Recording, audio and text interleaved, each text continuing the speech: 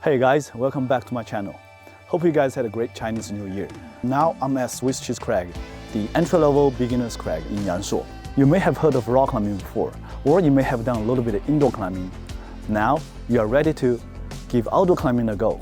In the beginning, outdoor climbing can seem to be a little bit intimidating because the real rock is sharp, the holes are invisible.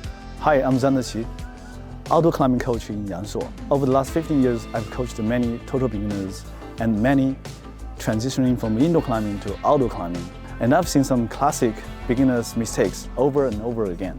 In this video, I'm breaking down 4 techniques I wish I knew before my first outdoor attempt. And I guarantee your climbing will be instantly improved if you apply these 4 techniques to your next climb.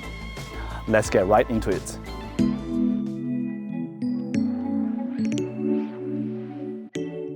In the climbing gym, we are so used to those arranged colorful holes. And most of the time, we are trying to do a high step. You lift one of your feet way up here on a ledge or a big hole. This is called a high step. I know, the big footholds are tempting, no matter in the climbing gym or at the crag. But here on real rock, there are many tiny bumps you can use as footholds. As you can see, this is a big ledge, this is the ground, big ledge and big ledge over here. So most beginners, they go like this, 1 step and then 2 step. This is way too high.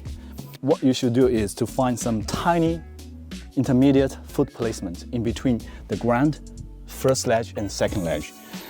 You see, this is a good foothold here, down here. And then another good one here, small steps like this. And then grab something here. And then small in between this ledge and this ledge, I would go something like this, something like this, something like this, and this. Try to avoid high stepping as much as possible, okay? This also makes the movement feel like you are walking up a ladder. If there is a big handhold you can't grab, then you step up a little bit, even just a little bit like this. You can reach out for a better handhold over your head like this. Of course, you should trust the small holes on the climb. Even though something like this looks very small, it's actually usable. A pair of good climbing shoes can be very helpful too.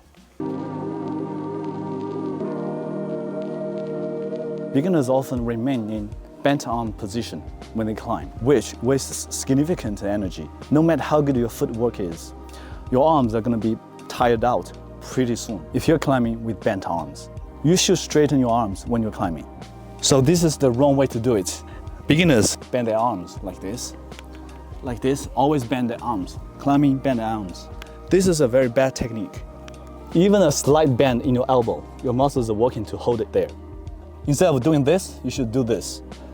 By fully straightening your arms like this, most of the force goes from your muscle into your skeletal system. This will lower your center of gravity, making you more stable on the climb, while looking for foot placement like this. So now you're in a rest position. When you start climbing, when you latch onto a new hold, you should straighten your arms as soon as possible. Straight arms are happy arms.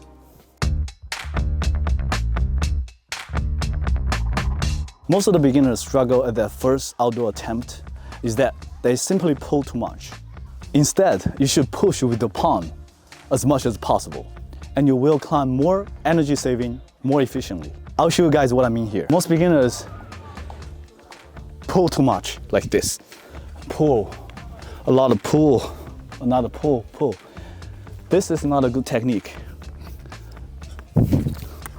You should go like this. You lift your left foot, and then you palm it with your right hand, and lift your right foot.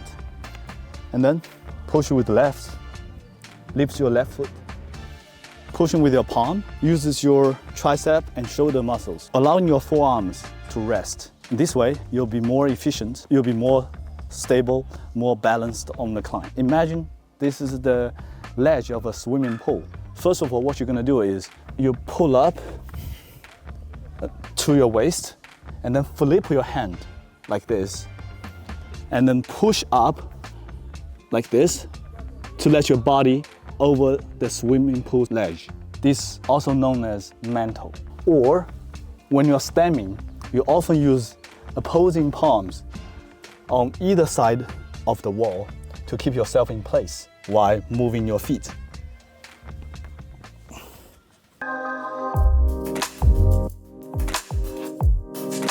Sometimes when you feel like you're stuck on the climb, then you should switch foot to keep balance and to make the next move.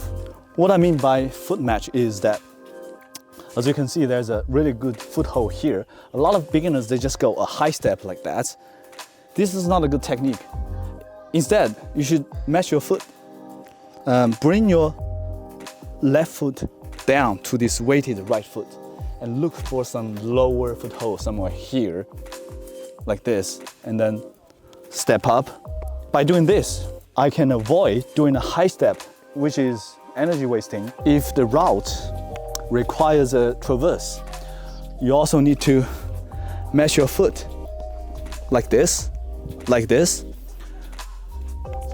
to move your center of gravity across the wall. See? I'll do it again. If this route goes from here to that side, match my foot, and match my foot. Okay, what a climb for me. Outdoor climbing isn't about being the strongest person at the crag. It's about being the most efficient. Remember these 4 techniques: small steps, straight arms, palming, and the foot match. You'll be a better outdoor climber. If you guys find this video useful for your first trip to the rock, please hit that like button and subscribe for more. Go out there and be safe. See you guys on the wall. See you guys in the next video. Peace out.